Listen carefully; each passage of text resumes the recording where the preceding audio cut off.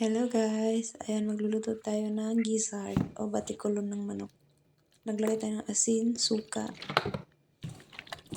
Ayan guys, lamas-lamasin natin yan guys. Tapos ibabadlan natin ng 5 minutes bago natin banlawan. Ayan na guys.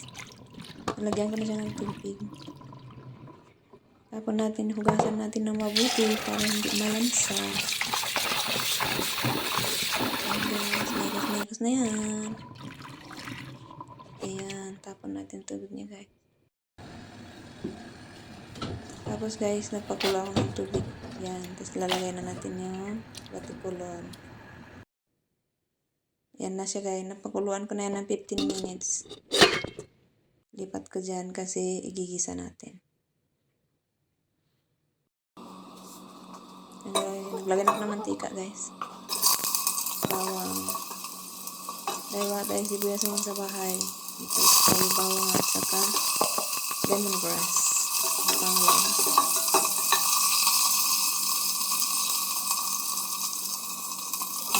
Hiling na natin yung batikulon. Gisa na natin siya. Ayan, halo-haloin. Guys. Lagay ka ng paprika.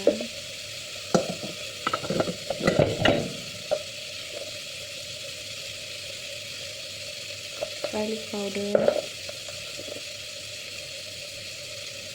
Ginger powder. Konti-konti lang siya guys.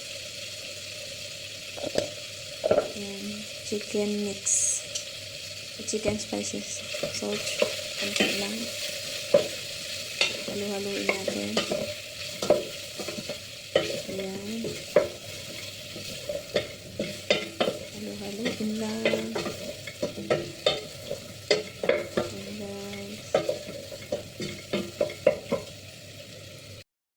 Ayan.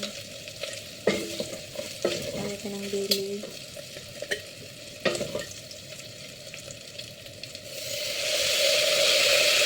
Soy sauce.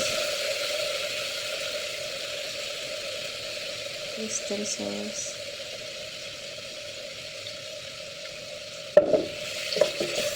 Para namis-namis guys. Halo-haloin natin ulit.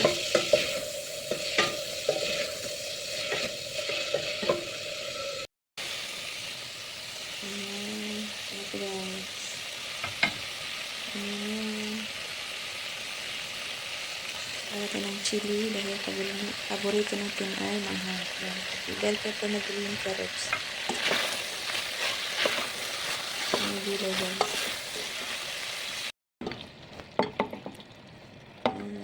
Naglagay tayo ng konting tubig. Ito guys.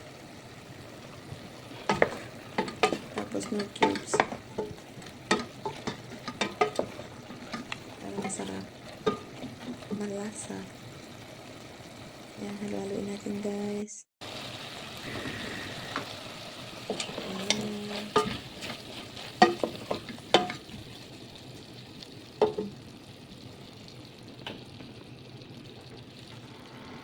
Yan siya guys, malapit na maluto.